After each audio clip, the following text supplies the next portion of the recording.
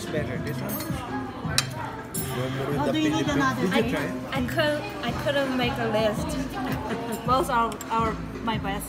Do you need Because I'm Korean. Oh yeah. Love your own? Yeah. Asin, kailangan ba na isang plate? Oh, wala na, malis na. Hindi na, yung kay tatay na. Bawasan mo ulit daw, sir. Bigay mo sa plato kay Rasi. Ay, hindi, may dadalhin na kanin, di ba?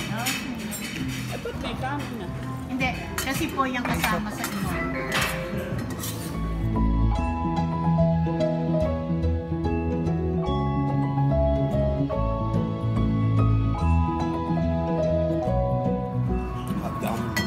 Kanin po din eh.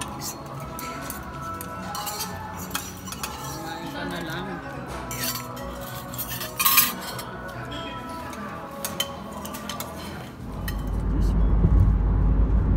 Kailangan makaalis muna yun nandun. Ayan, hanggang dito. Pagka siya dumiretso, kaya lang, pag siya dumiretso, yung parating, maghihintay. Sakay ka sa lubong, maghihintay. Kasi mahaba siya eh. Diyan na yata na putol na. Ayan, nato na. Putol na? Oo. O, iba yung terminal dito. Mahabang yung. Oo, eh, maaaring yan. O, ang inaantay, nasa dulo. Eh, malapit na eh. Dito na tayo tumayan ng loto sa Miami. Tapos na kami sa, nag-lunch kami nila mama at papa. Yung mga in-laws ko. Tapos kasama si husband, syempre, sa Hanyang Restaurant, Korean yon. Tapos, coffee kami sa Starbucks. And then, naglakad kami ng konti sa Chinook Mall. Chinook Mall nga ba? Oo, sa Chinook Mall. Saglit lang kami kasi napagod na ako at saka si mama, masakit din ang tuhod. Kaya nag-go na kami. Tapos ayun, nag-Starbucks kami after noon, and then pumunta kami dito sa dollar store, sa Dollarama. May biniling konti sila mama. And then, excuse me po. And then, saan nga ba?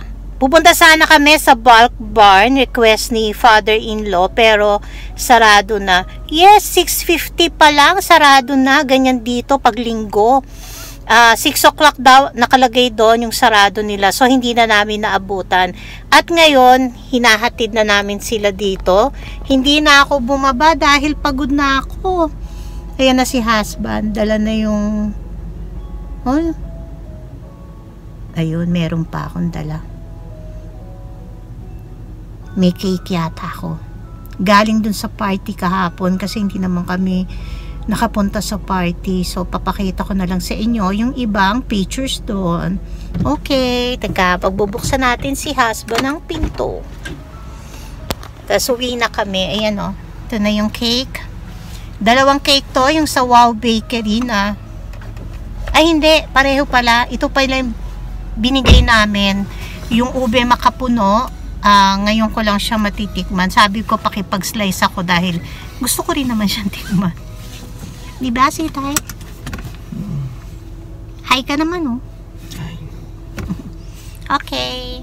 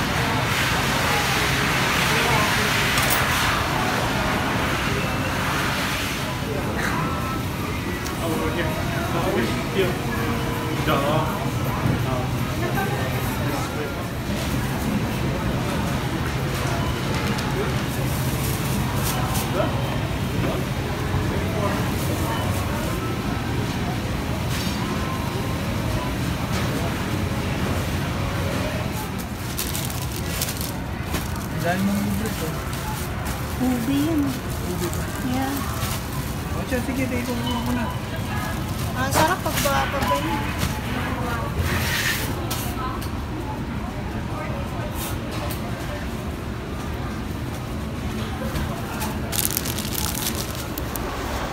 Nag-seafood city na kami. Tapos, nag-take out akong palabok.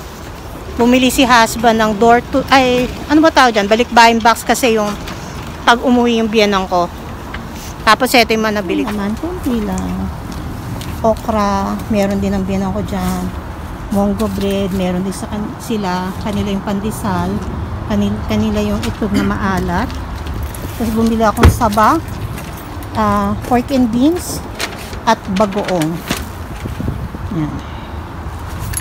Malamig. Maaraw, no? Pero ang lamig.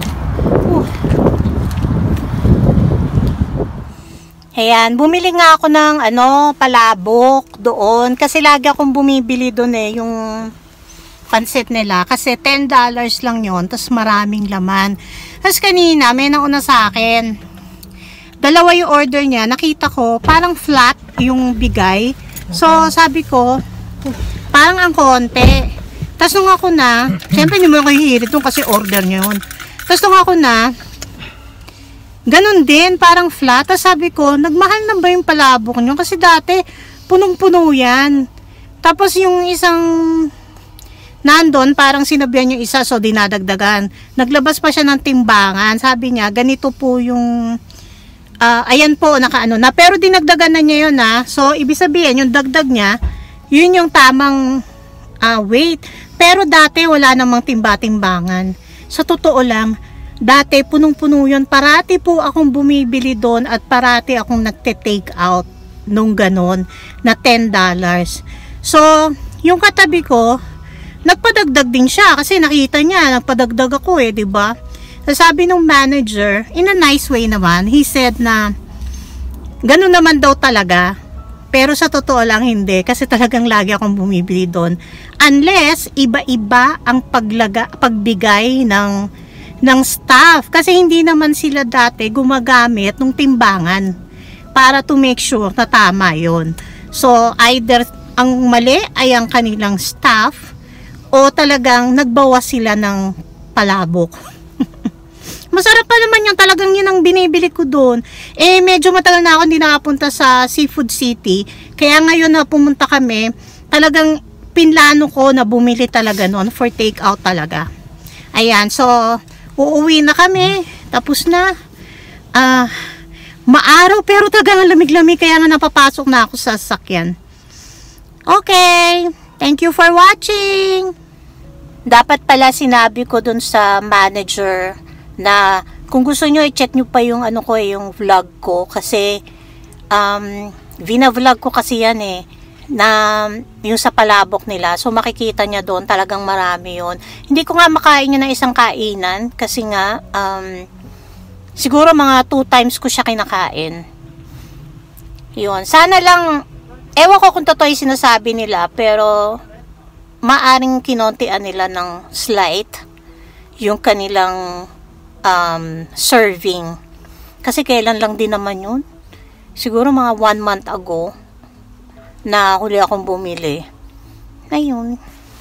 Thank you na rin to the manager and to the staff na dinagdagan nyo yung order namin. Salamat ng marami. Next time, maring hindi na ako bumili ng palabok nyo kung ganun lang din kakonti. Masarap pa naman.